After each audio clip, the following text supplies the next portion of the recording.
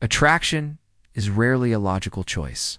It's a force of nature that operates beneath the surface of conscious thought. A woman can have a detailed mental checklist of the qualities she believes she wants in a partner: kindness, ambition, a good sense of humor. Yet, when she comes face to face with a man who sparks a genuine, visceral pull, that carefully constructed list often evaporates. It isn't that her preferences were dishonest, but that a deeper, more primal system has taken over. This transition from intellectual ideal to raw, biological reality is not announced with words or declarations. Instead, it leaks out in the subtle, often involuntary shifts in her energy and presence. You won't hear her say, "I am now attracted to you." You will see it in the way the air changes around her, in the softening of her posture, and in the new, unguarded quality of her laughter that seems to bubble up from a deeper, more spontaneous place. This physical betrayal is one of the first and most telling layers of this unspoken language. Her body, operating on a primal frequency, begins to send signals she cannot fully control. Driven by a surge of adrenaline and an elevated heart rate, her nervous system goes into overdrive. This manifests not as calculated charm, but as endearing fumbles, a slight stumble over words in mid-sentence, a nervous chatter that runs faster than her usual pace, or a laugh that escapes at a moment that didn't quite warrant it. She isn't being clumsy on purpose. Her body is simply short-circuiting her usual composure because she cares too much about the impression she is making. This performance anxiety is a testament to his significance, revealing an emotional investment that bypasses her social training. Simultaneously, a powerful, complementary impulse emerges, a gravitational pull toward softness and feminine expression. As her defenses are compromised by nervous energy, she instinctively lowers her guard in a way that is designed to be inviting. You might observe her fingers gently brushing through her hair or tucking a strand behind her ear, classic and subconscious gesture of preening. She might adjust the collar of her shirt or smooth her dress in an unnecessary, almost self-soothing motion. Her body language becomes more open and receptive. She may lean in slightly when he speaks, angling her torso and feet toward him, physically orienting herself within his orbit. These are not random, meaningless actions. They are ancient, hardwired signals of openness and comfort, a silent, subconscious way of communicating. I feel safe enough to be soft in your presence, and I want you to notice me. Men who focus solely on verbal conversation often miss this rich, silent dialogue happening right in front of them, a dance of desire written in the quiet poetry of the body. While the initial, instinctual signs of attraction are a surrender to biology, what often follows is a conscious and deliberate campaign of concealment. This is where the landscape becomes confusing for men, as a woman's behavior may seem to directly contradict the signals she just emitted. The very strength of her attraction triggers a powerful instinct for self-preservation. To show too much interest too soon is to surrender a significant amount of social and emotional power. In the subtle dance of early connection, vulnerability is a risk, and her primal wiring tells her not to give away that leverage easily or cheaply. This internal conflict between the desire to connect and the fear of being exposed is what generates the infamous mixed signals. She might hold a warm, lingering gaze only to quickly look away and become suddenly engrossed in her phone. She might offer a genuine, encouraging comment in one moment, and in the next, adopt a more casual, almost detached tone. The man is left wondering which version of her is real, not realizing that they both are.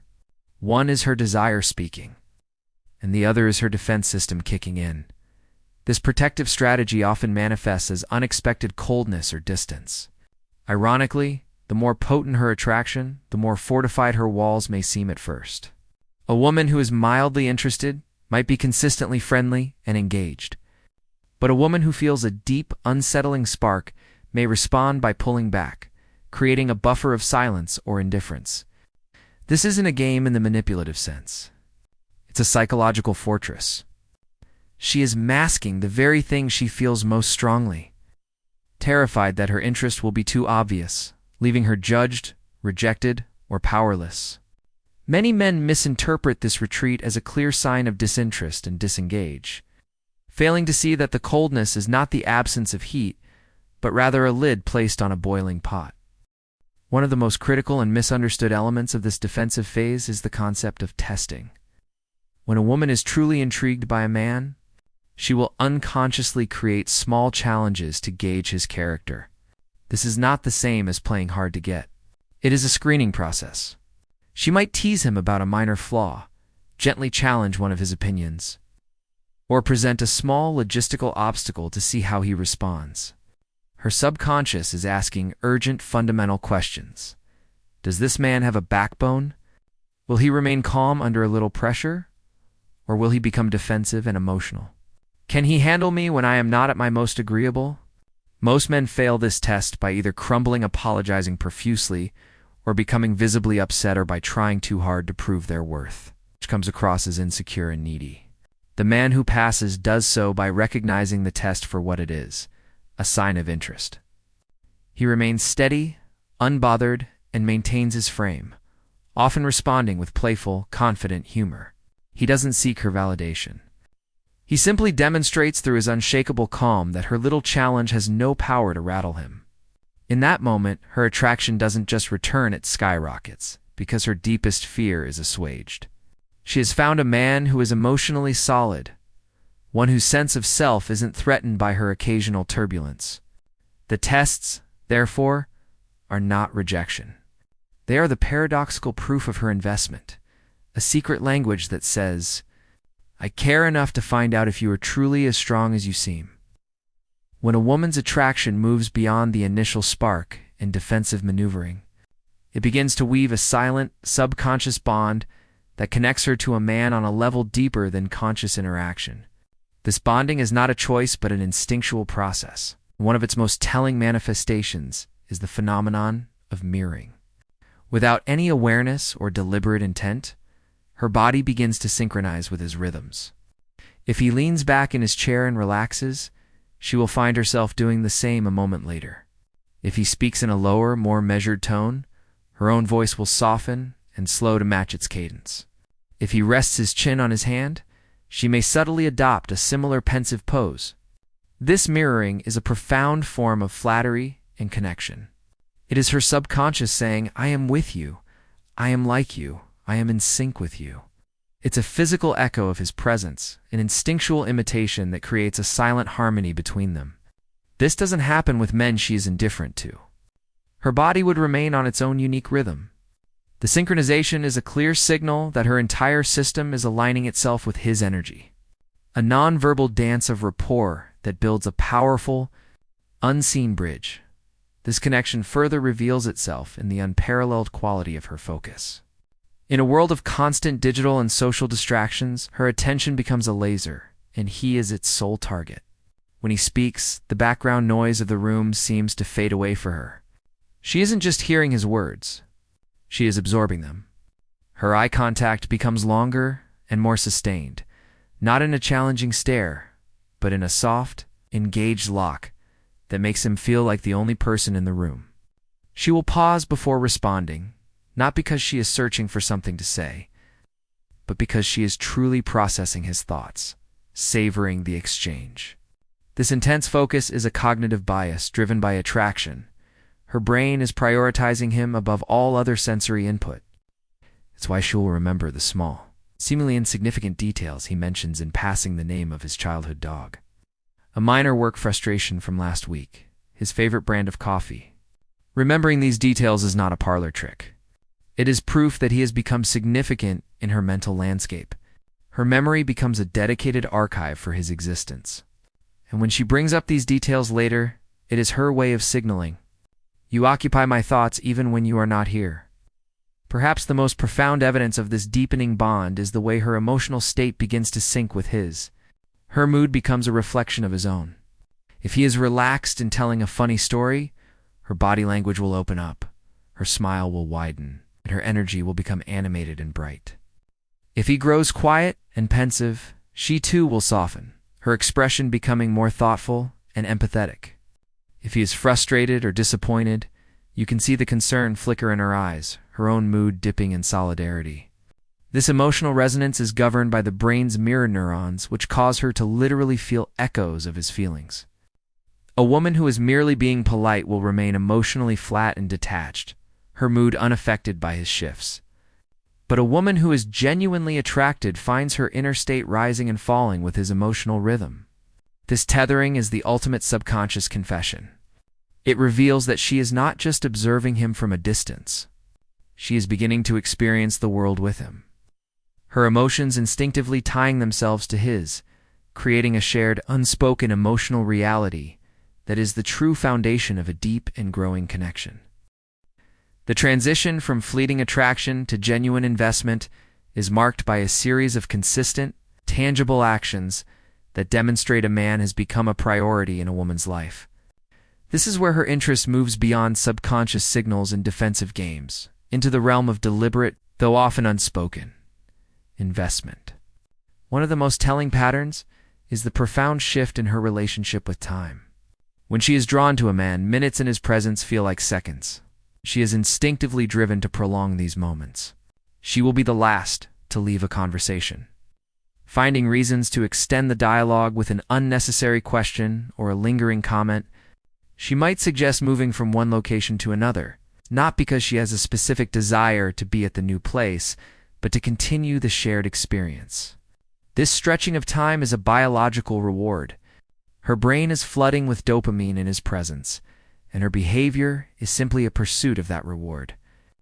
She is investing her most finite resource time not out of obligation, but because her internal chemistry compels her to seek more of his energy. This growing bond inevitably activates a primal, protective instinct, jealousy. This is not the dramatic, possessive jealousy of insecurity, but a quieter, more visceral reaction. If she sees another woman laughing a little too freely at his joke or touching his arm casually, a subtle but unmistakable shift will occur in her energy. She might become slightly more animated, inserting herself into the conversation to reclaim his attention. Or she might suddenly become quiet and observant, her eyes subtly tracking the interaction. She may even offer a playful, slightly sharp comment aimed at the other woman.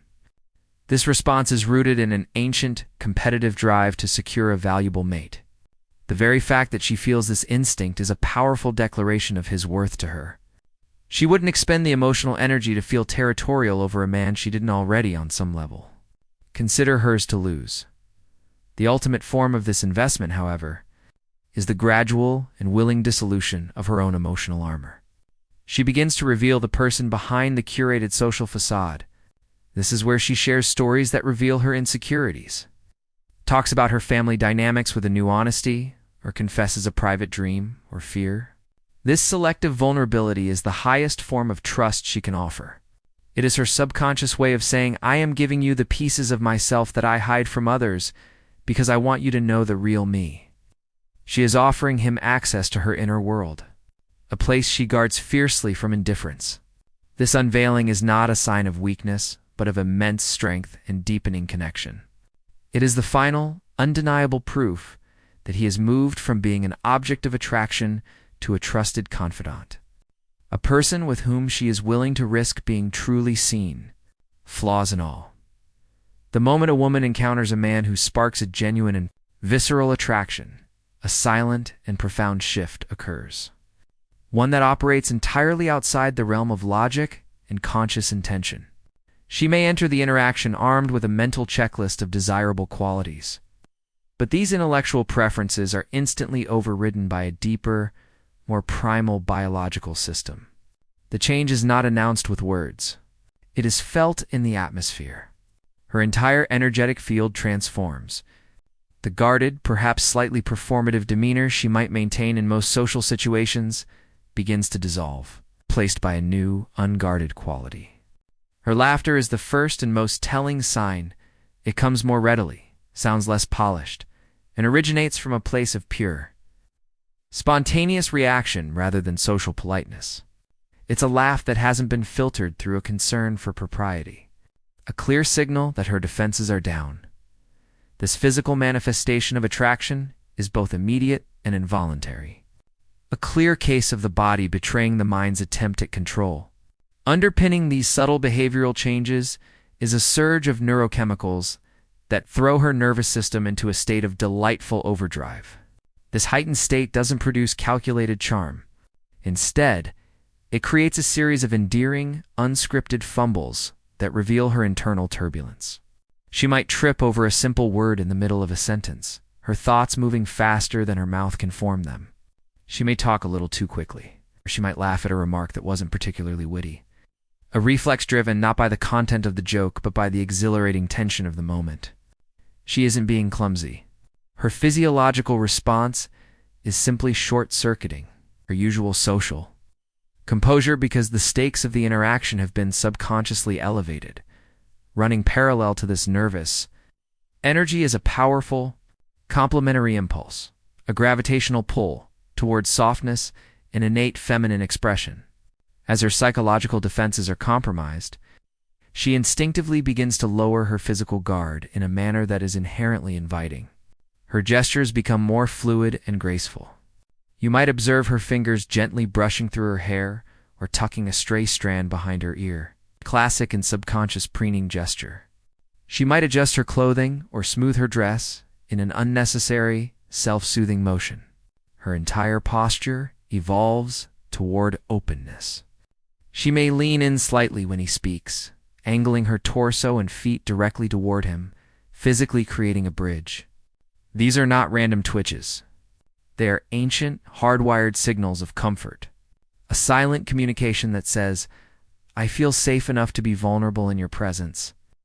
Men who focus solely on the verbal exchange often miss this rich, silent dialogue happening right in front of them.